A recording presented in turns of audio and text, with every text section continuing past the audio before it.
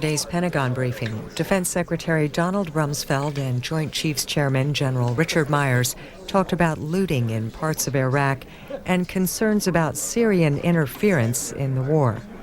This is about 40 minutes. Well, actually, I was sitting in here getting it warm, and then somebody invited me up here and said, my name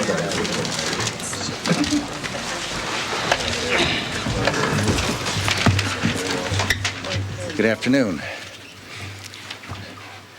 Wednesday's events in Baghdad were remarkable.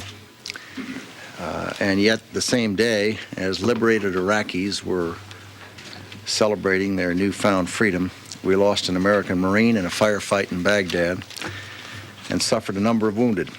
A sad reminder that the situation in Iraq is still dangerous and that a good deal of work remains. The scenes we've witnessed in Baghdad and other free Iraqi cities belie the widespread early commentary suggesting that Iraqis were ambivalent or even opposed to the coalition's arrival in their country. I think it's fair to say that they were not ambivalent or opposed, but they were understandably frightened of the regime of Saddam Hussein and the retaliation or retribution that they could have suffered. Now, as their fear of the former Iraqi dictator lessens, the true sentiments of a large majority, I believe, of the Iraqi people are surfacing. And I think it's increasingly clear that most welcome coalition forces and see them not as invaders or occupiers, but as liberators. The images of thousands of cheering Iraqis celebrating and embracing coalition forces are being broadcast throughout the world, including the Arab world. And possibly for the first time, Arab people are seeing the people of Iraq waving American flags and thanking the men and women in uniform for risking their lives to free them from tyranny. I think it's important that that message be seen, for America is a friend of Arab people. And now, finally, Arab people are hearing the same message, not from U.S. officials, but from their fellow Arabs, the liberated people of Iraq. Meanwhile, we're working to expand the flow of free information to the Iraqi people. We're moving a ground station to Baghdad to expand the coverage area for radio and television broadcasts. We've begun broadcasting a one-hour news program and are moving to restore Iraqi radio and television networks. We're doing this because access to free information is critical to building of a free society. At the same time, we're working with free Iraqis, those in liberated areas, and those who have returned from abroad to begin the process of establishing an interim authority, which will help pave the way for a new Iraqi government, a government that will be chosen by the Iraqi people, not by anyone else, and based on democratic principles and peaceful coexistence with its neighbors and with the world. The makeup of this interim authority and the government that emerges from it will be decided by the free Iraqi people. In areas where the war is winding down, coalition forces are bringing humanitarian aid and are working with a number of international organizations and other countries to deliver food, water, medicine, and other necessities. General Myers. Thank you, Mr. Secretary. First, let me pass on our regrets to the families of those Iraqis killed at a checkpoint near Al-Nazariya today. Marines fired on a van with blacked out windows after it bypassed the warning signs, failed to heed verbal and hand warnings to stop, and after it penetrated a serpentine obstacle. 2 children were killed, 9 adults were injured. The injured are being treated by U.S. personnel. So to the Iraqi people, reminder to please stop for our checkpoints. We do not wish to harm innocent people. On the operational front, coalition forces continue to secure and stabilize cities and thoroughfares around Iraq and to focus combat operations in those areas where resistance continues. Over the past 24 hours, coalition air forces have flown more than 1,000 sorties over Iraq. And we continue to provide urban close air support to our ground forces in and around Baghdad and throughout Iraq. Coalition ground forces continue to clear and secure the remainder of Baghdad. In the north, ground forces and special forces are securing Kirkuk and Mosul and are degrading regime forces in and near Tikrit. This work in the north also includes the beginning of securing the northern oil fields. Coalition ground and sea forces are also maintaining security on the Al-Fal Peninsula, the port in Qasr, in Basra, and in the southern oil fields. We continue to strike key leadership targets when and where we find them. Earlier today, General Brooks showed you some playing cards some of our forces are using to identify regime leadership, and we have posted these on Defense Link. More still remains to be done, as the Secretary said. We have to continue to create the conditions for a stable environment so the Iraqis can determine their own future. We must find and eliminate weapons of mass destruction, and we must get the humanitarian assistance to the Iraqis who need it. As far as our engagement in Iraq is concerned, you got to be reminded of Churchill's quote, I certainly am. This is not the end. It is not even the beginning of the end, but is perhaps the end of the beginning. And with that, we'll take your questions. Charlie. Mr. Secretary, you spoke of the television pictures that went around the world earlier of Iraqis welcoming U.S. forces with open arms. But now television pictures are showing looting and other signs of lawlessness. Are you so concerned that what's being reported from the region as anarchy in Baghdad and other cities might wash away the goodwill the United States has built? And are U.S. troops capable of or inclined to be police forces in Iraq? Well, I think the way to think about that is that if you go from a repressive regime that it's a police state where people are murdered and imprisoned by the tens of thousands, and then you go to something other than that, a liberated Iraq, that you go through a transition period. And in every country in my adult lifetime that's had the wonderful opportunity to do that, to move from a repressed dictatorial regime to something that's freer, we've seen in that transition period there's untidiness. And there's no question but that's not anyone's choice. On the other hand, if you think of those pictures, very often the pictures are pictures of people going into the symbols of the regime, into the palaces, into the boats, and into the Ba'ath Party headquarters, and into the places that have been part of that repression. And while no one condones looting, on the other hand, one can understand the pent-up feelings that may result from decades of repression and people who've had members of their family killed by that regime, for them to be taking their feelings out on that regime.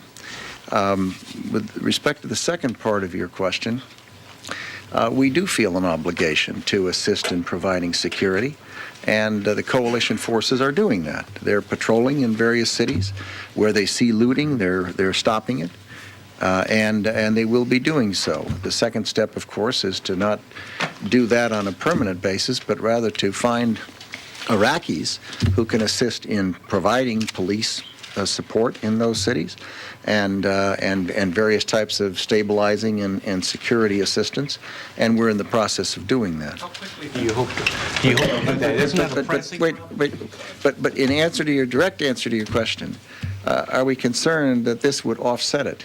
The feeling of liberation suggests that, gee, maybe they were better off repressed.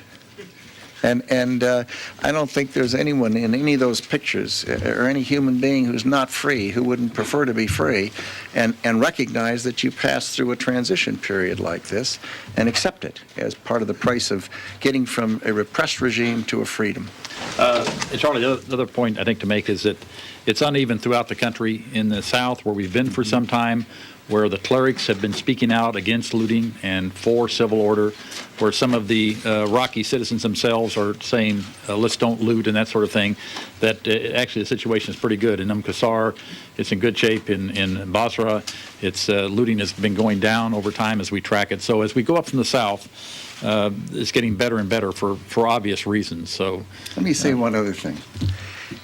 The images you are seeing on television, you are seeing over and over and over, and it's the same picture.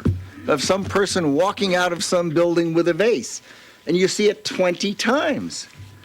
And you think, my goodness, were there that many vases? Is it possible that there were that many vases in the whole country? That the words anarchy and lawlessness are ill-chosen. Absolutely. I picked up a newspaper today, and a newspaper could do with 8 or 10 headlines. They showed a man bleeding, a civilian who they claimed we had shot, one thing after another. It's just unbelievable how people can take that away from what is happening in that country. Do I think those words are unrepresentative? Yes. Mr. Secretary, could I follow that up? Sure. I think it deserves a follow-up. You seem ready for the serve. Let's go get that newspaper. I think the question is, if a foreign military force came into your neighborhood and did away with the police and left you at the mercy of criminals, how long would you feel liberated? Well, that's a fair question. First of all, the foreign military force came into their neighborhood and did not do away with any police. There may have been some police who fled because the people didn't like them, and because they'd been doing things to the people in the local community that the people wanted to have a word with them about.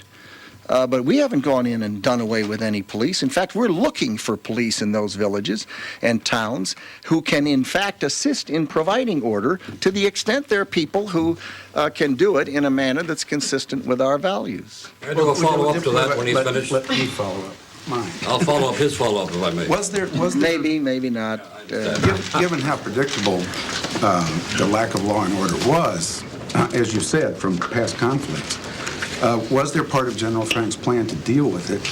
And Of course. Well, what is it?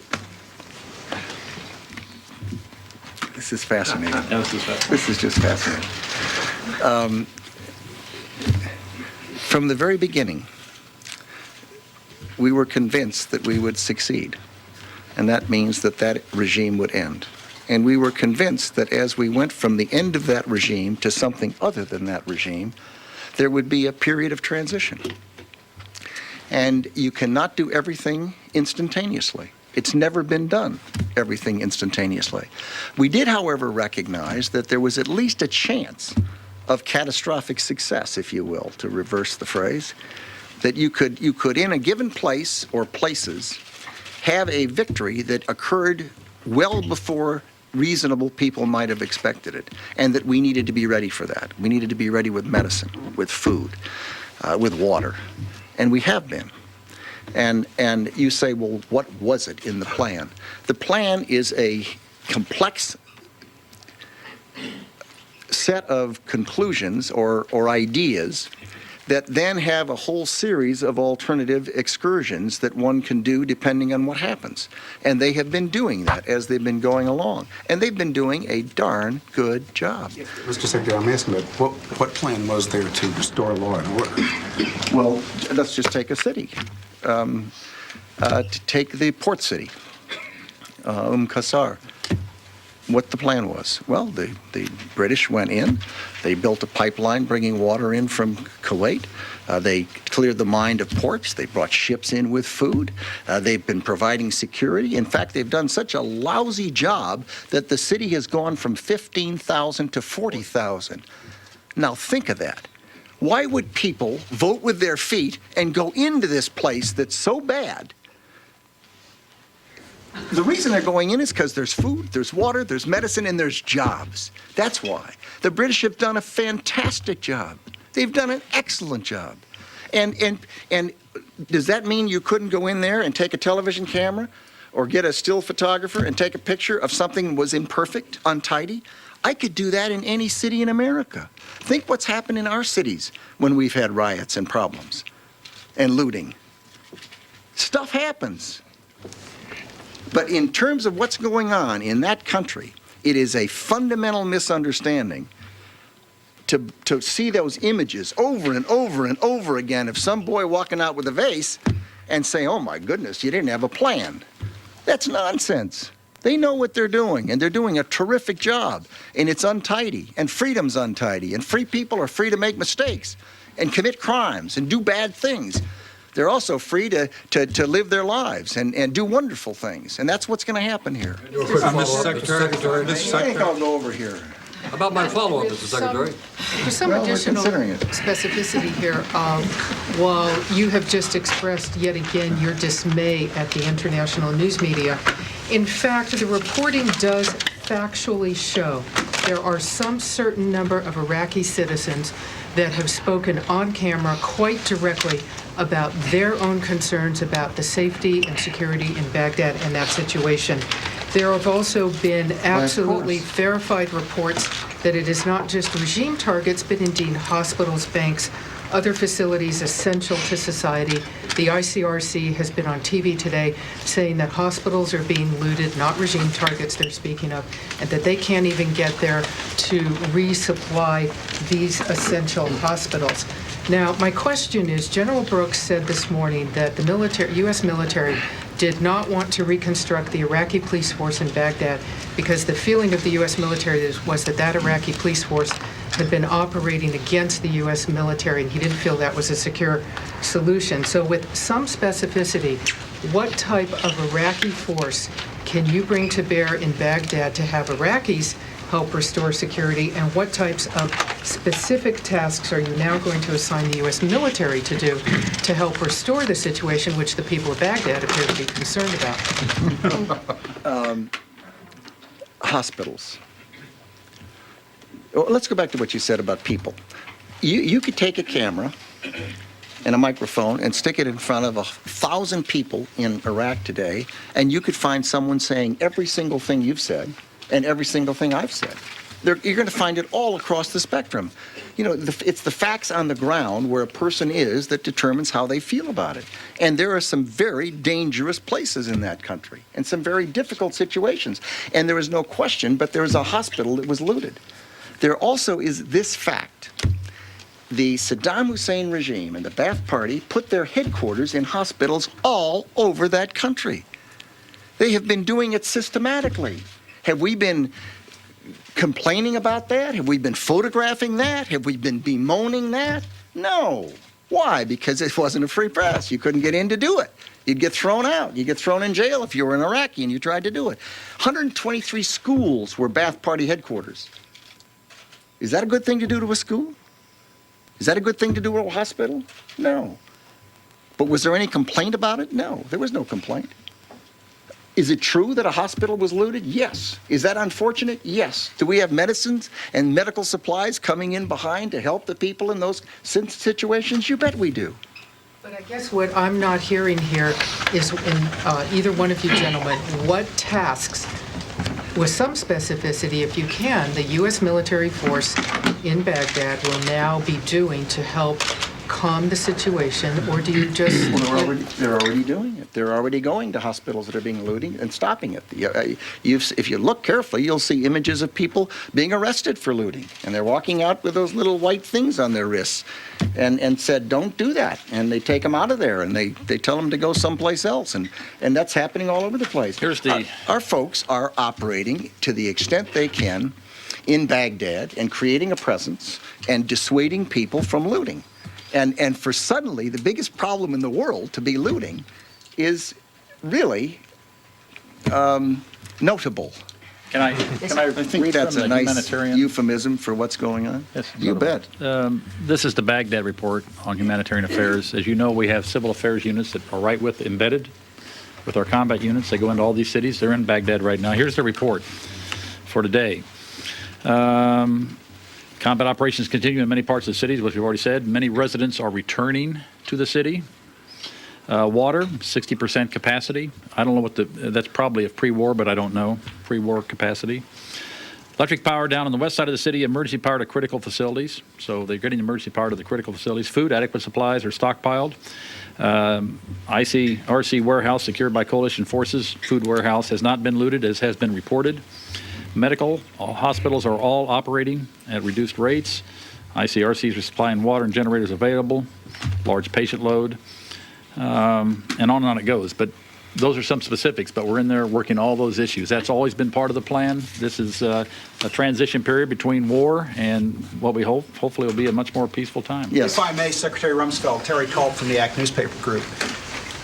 Let me ask a question that is relevant to your duties as Secretary of Defense and General Myers as the chairman for a very successful military operation. And that relevant question is, could both of you address how consistent with your optimistic and most hopeful results has the military operation been to date? And correspondingly, do you and General Myers have the same confidence, in a straightforward way, that the rebuilding of Iraq as a successful society with American assistance will be consistent as you've tried to describe to the group here?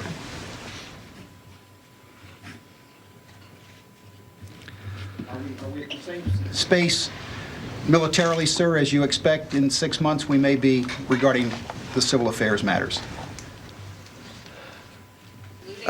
Just a minute. Just a minute, Pam. In fact, I may not even come back to you. Some of them are still open that could still go bad. There's no question about that. There's still some tough stuff ahead, but one has to say that the speed that was used and the care that was used in the targeting and the tactical surprise that was achieved by starting the ground war before the air war undoubtedly contributed to the fact that a number of those things didn't happen bad. The oil wells weren't all blown up, and there's not a major humanitarian crisis, despite the fact that someone's looting someplace. There was not large refugees numbers. There were not large internally displaced people numbers. So we feel good about that. The task we've got ahead of us now is an awkward one, because you have to go from a transition from a repressed regime to an unrepressed regime that is free to do good things and also do bad things, and we're going to see both, and we expect that, and we also expect people to report both. That's fine. But as we go through this, I feel that we've got a group of wonderful people who have thought this through, that are engaged in the process, that have done the planning, that will see that the kinds of food and medicine and water and assistance that are needed will happen. Will it be perfect? No. Will it be bumpy? Sure. How do you go from look at every other country that's done this. Look at East Germany and Romania and the Soviet Union, pieces of that. It isn't an easy thing to do, and we can't do it for them. The Iraqi people are going to have to do this in the last analysis.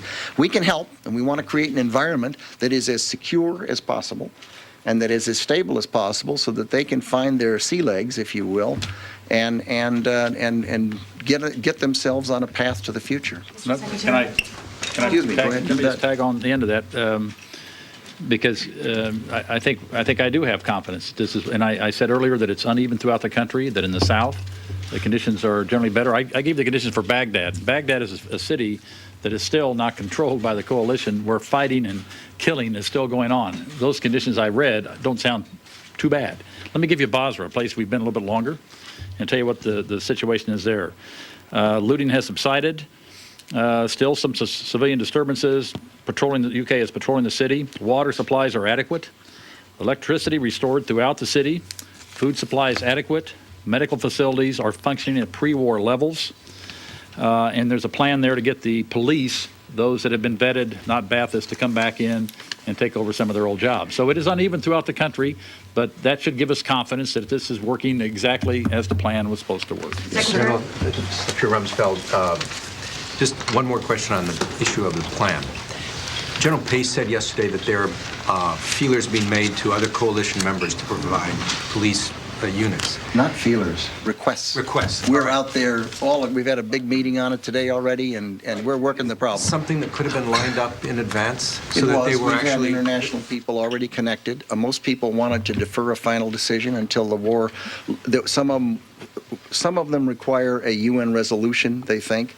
Some think they require action by their parliaments. Some think they would want to wait until they were in what do you call it, stability phase, phase 4, as opposed to a kinetic phase.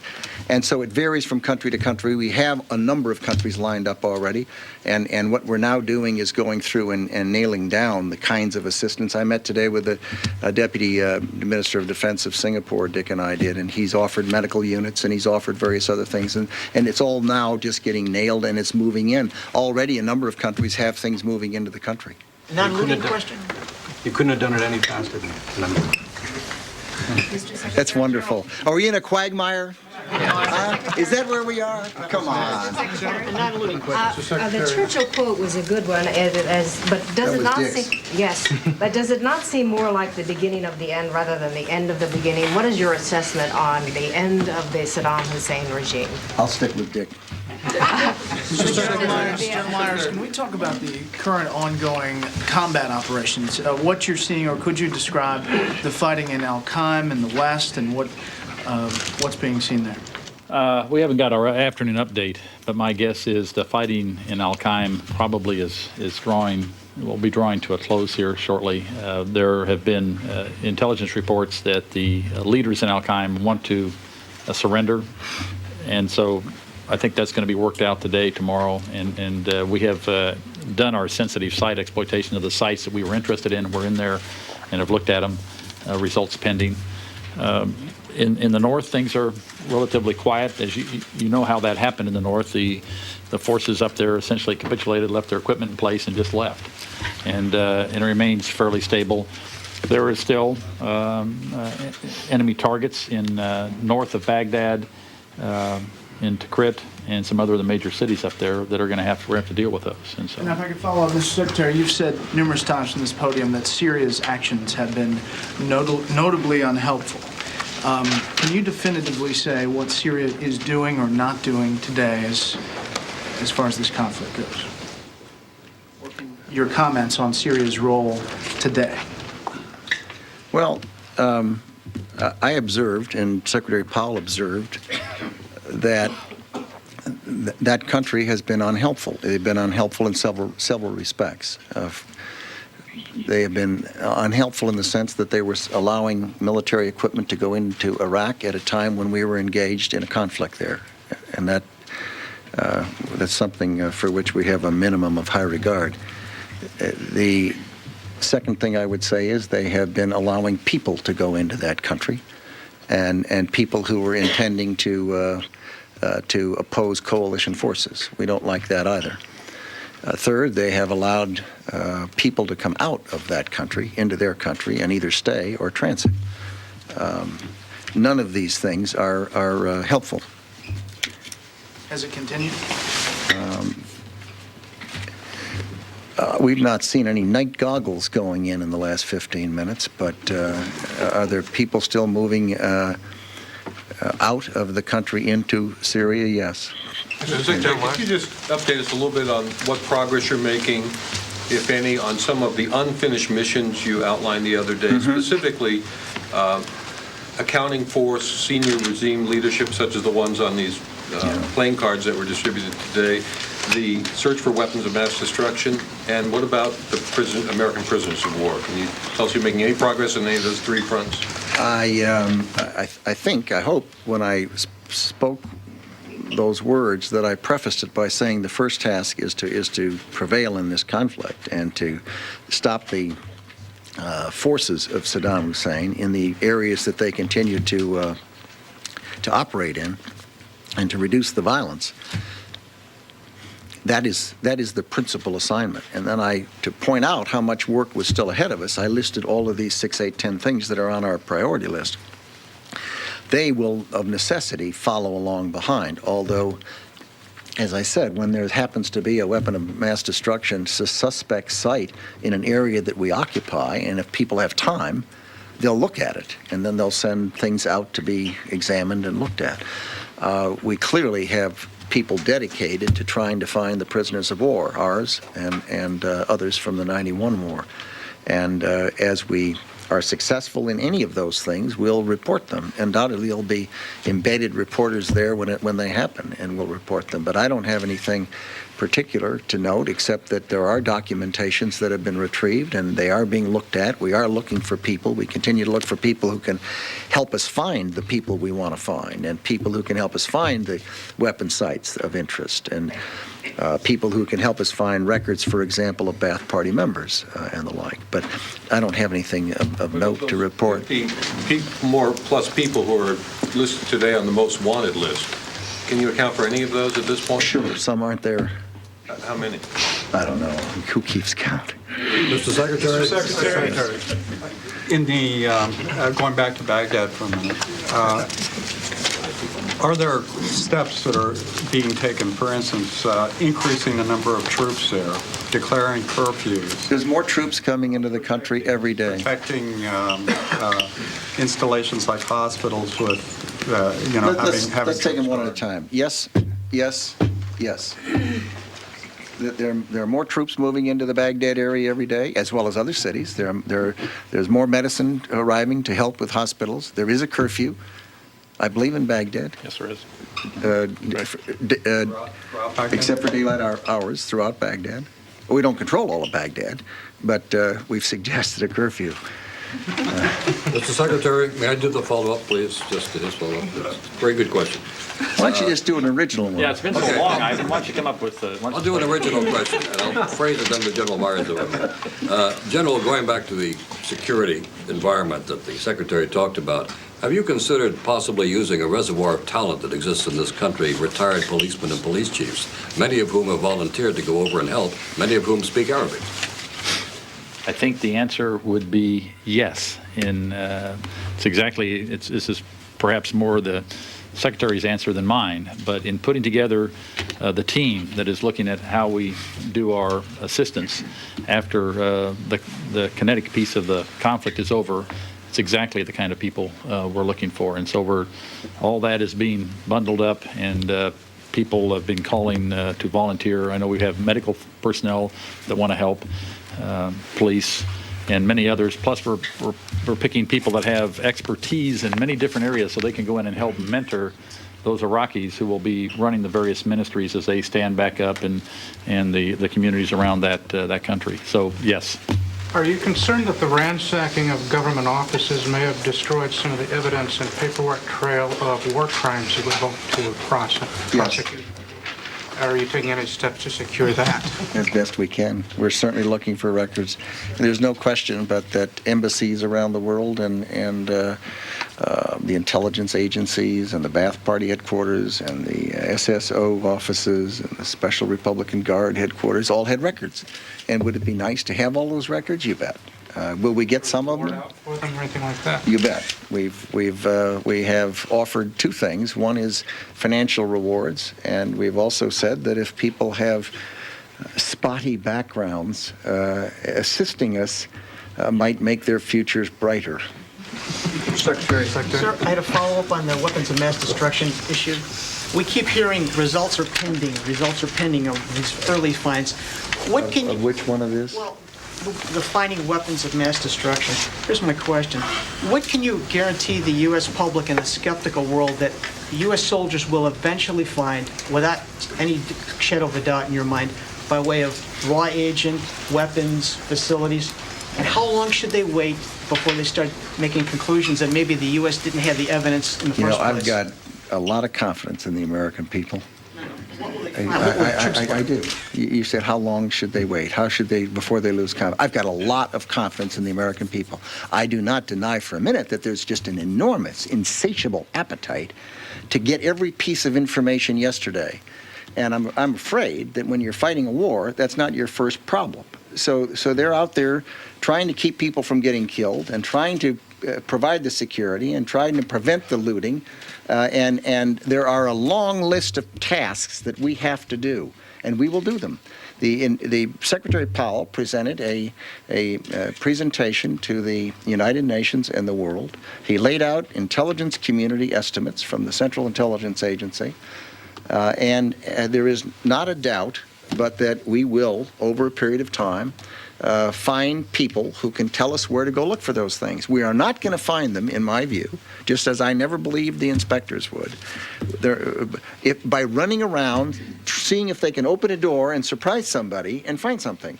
Because these people have learned that they can live in an inspection environment. The Iraqis did. They functioned in that environment. They designed their workplaces to do that. Things were mobile. Things were underground. Things were in tunnels. Things were hidden. Things were dispersed. Now, are we going to find that? No, it's a big country. What we're going to do is we're going to find the people who will tell us that, and we're going to find ways to encourage them to tell us that. Can I ask a follow-up? I asked General Myers last week that Secretary Powell in his February 5th presentation highlighted warheads, biological warheads that were purportedly moved to the West. I asked him if the U.S. had tracked any of those, since those were tangible pieces of hardware, and he was unaware at the moment. Who was that? Time, General Myers. Me. But it was a correct report. It was a correct. It was a correct report. I went back, did my research. It's absolutely right, and we tracked it as far as we could track it, and that's the end of that. Bill, don't know. This is a where Saddam question. Has the coalition forces secured the? Is that what you said? Where is Saddam? Question. Have coalition forces secured the Mansour area where the major leadership attack took place? And based on the results of that attack, this thing seemed to collapse right after that. Do you have any better opinion yet of the fate of Saddam? Correct me if I'm wrong, but my recollection is that they have not secured that area. First of all, most of these places, these sites, are not like this press room. These are big places with lots of acres and underground bunkers and the like. That you're talking about the Door Farms, the first night. No. The most recent one. The most recent one. The other one? Yeah. Well, there were two places. One was a restaurant and one was a house nearby. And there's a question as to who was in what, if anybody. And the answer is, do we have ground truth there? And the answer is no. Well, have you gotten to that site, though? Are you looking for the ground truth there? Currently, we're looking. The question is a priority list. Have you? What do you do first? The first thing you do is to try to end the war. And to stop people from killing people, and stop people from blowing up trucks in people's faces, and stop people from doing a whole series of things that are unhelpful. Stop them from burning the oil wells. But on your top list, you said must capture or otherwise deal with. I didn't say must to any of these. I said these are on our priority list. Must capture or otherwise deal with Saddam Hussein and no his must. sons. No must. But Secretary, we're hearing it's prior to this. Saddam Hussein and his sons, that's right. Blacklist, 50 people plus more. Yeah, lots of things on the list. A very small, knowable question. Have the U.S. forces actually reached that site in the city and secured it? Can you answer his question? Jamie's question? Yeah. I cannot answer it, but we'll check on it. I just don't know. But I will say this. If we did, we might not have found anything anyway. I just want to know if you got You're going to have to find people who were there who tell you what happened, or else you're going to have to start digging in rubble. I mean, that's just a fact. That's a reality. And I think our priorities now would not be to be digging in rubble. We have fighting to do in Baghdad. It could well be in an area that is not, so rubble and that kind of work is not, that's next. We'll make this the last question. Please don't make a follow-up. Just ask a fresh, it's a fresh question. We're hearing reports of communications intercepts of Iraqis discussing Saddam's death. Are you hearing that? Are there any communications intercepts along that line? I have heard people talk about chatter, unverifiable, with almost any conceivable report of that type you can imagine. That he's alive, that he's not alive, that somebody saw him here, and no, that was his double, well, no, you don't. I do not personally I've not personally seen enough intelligence from reliable sources and not single source conclusions, but multiple sources that are reliable, that would enable me to walk up and say that I have conviction that he's dead. I also lack conviction that he's alive. I promise you, I'm not keeping anything from you. If I had conviction, I would say so, and I don't, and I see a lot of information. Thank you. Thank you. Fair enough.